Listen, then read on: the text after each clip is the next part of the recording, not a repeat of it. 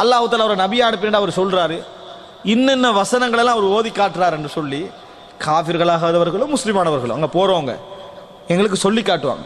இப்படி ஓதினாரு, இப்படி ஓதினார், இப்படி ஓதினார், இப்படி ஓதினார், சில வசனங்களை சொல்லி காட்டுவார்கள். அம்ரிபுனு சலமா சொல்றாரு, இவருடைய தந்தை சலமா. அம்ரிபுனு சலமா சொல்றாரு, அவங்க சொல்ற அந்த நேரத்தில் உடனே நான் பாடமாக்கி கொள்வேன். ஆனா இஸ்லாம் அல்ல, உடனே நான் அதை பாடமாக்கி கொள்வேன், மனநமிட்டுக் கொள்வேன், அதை நான் உடனே மனநமிட்டுக் கொள்வேன். அன்புள்ள சகோதரர்களே, உடனே மனமிட்டு நேரத்தில்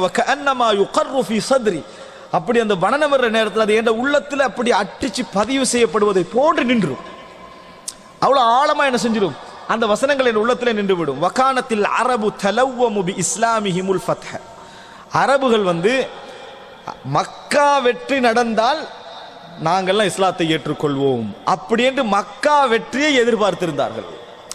மக்காவை ரசூலுல்லாஹ் மிகச்சி கையில் எடுத்துட்டாங்கன்னு சொன்னா நிச்சயமா அவர் அல்லாஹ்வுடைய தூதர் தான். யானைப்படை அழிச்ச ரப்புல் ஆலமீன் இவரை ஏன் விட்டான்? எனவே இவர் நிச்சயமா அல்லாஹ்வுடைய தூதராகத்தான் இருப்பான், நம்ம ஏற்றுக்கொள்வோம். மக்கா வெற்றி அடைஞ்ச கூட பார்ப்போம். அப்படிப்பட்ட குழுவில் நாங்களும் இருந்தோம்.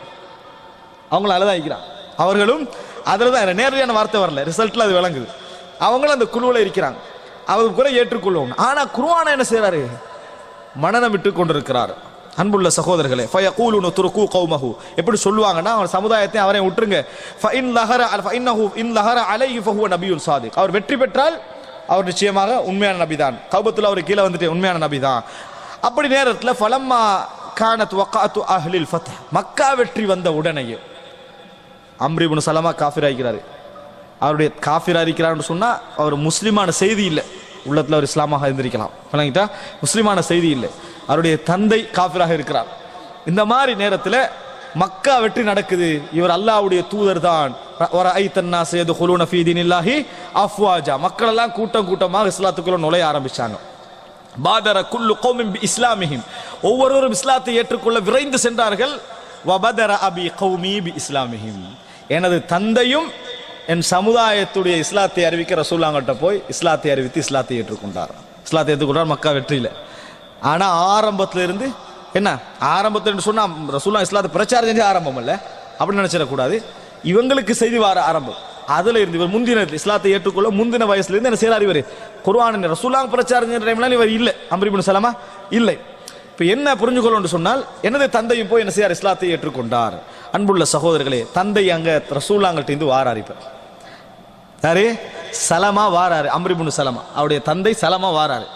வந்து சொல்றாரு, நான் ரசூலுல்லாஹ்கிட்ட போனேன், இஸ்லாத்தை ஏற்றுக்கொண்டேன். ஜித்துக்கும் வல்லாஹி மின் இந்தின் நபி ஸல்லல்லாஹு அலைஹி வஸல்லம் ஹக்கா, நபி அவர்களிடம் இருந்து நான் உண்மையாக இந்த இடத்துக்கு என்ன செய்றேன், உண்மையான நபியிடம் இருந்து இங்கே வருகிறேன். சல்லு ஸலாத கதா வ கதா ஹீன கதா வ கதா, நபி அவர்கள் சொன்னார்கள், இன்ன தொழுகைகளை இன்ன டைம்ல தொழுமாறு சொன்னார்கள், இன்னென்ன டைம்ல தொழுமாறு சொன்னார்கள். வஸல்லு ஸலாத கதா ஃபி ஹீனி கதா ஃபஇதா ஹதரத்திஸ் ஸலா, தொழுகை வந்தால் ஃபல்யுஅذின் அஹதுக்கும் வல்யஉம்மக்கும் அக்தருக்கும் குர்ஆனா, தொழுகை வந்தால் உங்கள் ஒருவர் அதான் சொல்லட்டும், உங்களில் அதிகமாக குர்ஆன் தெரிந்தவர் தொழுவிக்கட்டும் என ரசூலுல்லாஹி ஸல்லல்லாஹு அலைஹி வஸல்லம் சொன்னார்கள் அப்படின்னு சொல்றாங்க.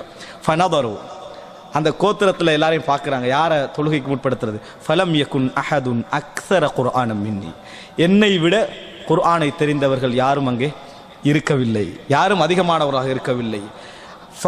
குர்ஆனம் மின்னி லிமா குன்து அத்தலக்கா மினர் ருக்பான், ஏன் நான் அந்த பிரயாணிகளிடம் இருந்து படித்து கொண்ட அந்த குர்ஆன் என்னை முற்படுத்தியது. ஃபகத்தமூனி பைன ஐதிஹிம், என்னை தொழுவிப்பதற்காக முற்படுத்தினார்கள். வ அன இப்னு சித்தின் அவு சபஅ சினீன், அந்த நேரம் எனக்கு 6 அல்லது 7 வயது இருக்கும். சுப்ஹான், அதான் மிக முக்கியம். அந்த நேரம் எனக்கு 6 அல்லது 7 வயது இருக்கும், நான் இமாமாக முந்திய நேரம். அப்படி என்றா 4 வயது 3 வயது, இந்த சின்ன வயசுலேருந்து அவர் என்ன செஞ்சுக்கிறாரு, இந்த செய்திகளை உள்வாங்க ஆரம்பித்திருக்கிறார். சுப்ஹானல்லாஹ், அதிலிருந்து ஆரம்பித்து தொழுவிக்கிற வயசுன்னு 7 வயது, 6 அல்லது 7 வயது. இப்படி நினைச்சு பார்த்தீங்கன்னு சொன்னா, நபியகுடைய பிந்திய காலத்துல இவருக்கு இஸ்லாம் இந்த குடும்பத்துக்கு என்ன செஞ்சுக்குது, தந்தைக்கு கேள்விப்பட்டிருக்கு, நேரத்தோடைய இவருக்கு கேள்விப்படுது. இப்படி 4 வயதிலும் ஒரு காஃபிரானுடைய வீட்டில் குர்ஆனை படிக்க முடிந்தது என்றால் யாருடைய செல்வாக்கு அதுல காரணமா இருந்திருக்கும்? நிச்சயமாக தந்தையுடைய செல்வாக்கு. உடனே அவர் மக்கா வெற்றி பெற்று விட்டார் என்ற உடனேயே பதர அபி பி இஸ்லாமிஹிம், எங்களை சமுதாயத்துடைய இஸ்லாத்தை சொல்வதற்காக விரைந்து சென்றார் எனது தந்தை அப்படின்னு பார்க்கிறோம். அப்போ அன்புள்ள சகோதரர்களே, 7 வயதில் இமாமாக என்ன செய்யறாங்க, அவர் உட்படுத்தப்படுகிறார். இமாமாக தொழுகிற நேரம் சின்ன வயசு, அந்த சின்ன வயசுடைய உச்சகட்ட தன்மை அவர் சொல்றாரு. தொழுகிற நேரம் சுஜூதுக்கு போனா கீழாடை விலகி கீழே போயிடும். சின்ன இமாமா நிற்கிறார், அவரு இடுப்பு கீழே ட்ரெஸ் என்ன செஞ்சிடும், போயிடும். அப்ப இது விளங்க ஆரம்பிச்சது, பின்பக்கம் விளங்க ஆரம்பிச்சுதான் ஒரு பெண்மணி சொல்றா, கத்து இஸ்த இமாமிக்கும், உங்களுடைய இமாமுடைய பின்பக்கத்தை மறைச்சிருங்க அப்படின்னா. ஆனா வயசு யார், அவரு 7 வயசு. உடனே அந்த மக்கள் எல்லாம் சேர்ந்து ஒரு ஷர்ட் வாங்கி, எனக்கு ஒரு ட்ரெஸ் வாங்கினார்கள், எனக்கு ஒரு ஷர்ட் ஒன்று வாங்கினார்கள். அந்த ஷர்ட்டை கொண்டு வந்து எனக்கு அதை தந்தார்கள். வல்லாஹி, நான் அதை போன்று ஒரு மகிழ்ச்சி என் வாழ்க்கையில் அடைந்தது கிடையாது. அதை போன்ற ஒரு மகிழ்ச்சியை எனது வாழ்க்கையில் அடைந்தது கிடையாது. எதற்காக வேண்டிய, ஷர்ட்டுக்காக வேண்டிய அல்ல, நான் இமாமாக இருந்து அதற்காக வழங்கப்பட்ட ஒரு ஆடை எனக்கு இது என்பதில் அதை போன்று நான் ஒரு சந்தோஷத்தை அடைந்தது கிடையாது. அன்புள்ள சகோதரர்களே, இந்த குர்ஆனை கொண்டு அல்லாஹ் சில சமுதாயத்தினரை உயர்த்துவான், சிலரை தாழ்த்துவான். அப்படி என உமர் இப்னுல் கத்தாப் ரலியல்லாஹு அன்ஹு அவர்கள் சொன்ன செய்தியை நாங்கள் பார்க்கிறோம். அன்புள்ள சகோதரர்களே, அப்படி என்றால் இதில் நம்ம யாருடைய தாக்கத்தை நம்ம இதில் பார்க்கிறோம்? சந்தேகம் இல்லாமல் யாருடைய தாக்கம்? தந்தையுடைய தாக்கம் தான். அந்த வீட்டில் கிடைத்த அனுமதி தான். எனவே அன்புள்ள சகோதரர்களே, செல்வாக்கு, தந்தையுடைய செல்வாக்கு மிகவும் முக்கியம் என்பதை நாங்கள் புரிந்து கொள்ள வேண்டும். இறுதியாக என்னால் முடிந்த அளவுக்கு நான் இந்த விஷயங்களை சொல்லியிருக்கிறேன். இதில் பேசப்பட வேண்டிய இன்னும் அழகான விஷயங்கள் இதில் இருக்கின்றன. இமாம் புகாரியுடைய வாழ்க்கையில் மிகவும் தாக்கம் செலுத்தியுடைய தாய் தான், அவருடைய தாய் தான். இப்படி எத்தனையோ பேருடைய வாழ்க்கையில் தாயுடைய தாக்கத்தை நீங்கள் என்ன செய்யலாம், காணலாம். அதே போல தந்தையுடைய தாக்கங்களை என்ன செய்யலாம், காணலாம். ஆனால் மிக முக்கியம், அந்த குழந்தைகளுடைய எண்ணங்களில் நல்ல எண்ணங்களை உருவாக்கி விடுவது, நல்ல வார்த்தைகளை சொல்வது, அவர்களுடைய இன்றைய தவறுகளை வைத்து அவர்களுடைய எதிர்காலத்தை தீர்மானிக்காமல் இருப்பது. எங்களையே யோசிச்சு பாருங்கள், நம்ம செஞ்ச தவறுகளுக்கு நம்ம இன்றைக்கு இருக்கிற இடங்களுக்கு சம்பந்தம் இருக்குதா? ஏதாவது சம்பந்தம் இருக்குதா? இல்லை. அல்லாஹ் தஆலா எங்களை எந்தெந்த இடங்கள்ல எல்லாம் எங்களை வைத்திருக்கிறான்.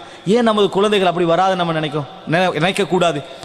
வரும் அன்புள்ள சகோதரர், அந்த குழந்தைகள் அப்படி வரும், அந்த மாதிரி ஒரு இடத்தை அவர்கள் அடைவார்கள் என்ற எண்ணங்களை அவர்கள்ட்ட ஊட்டணும்.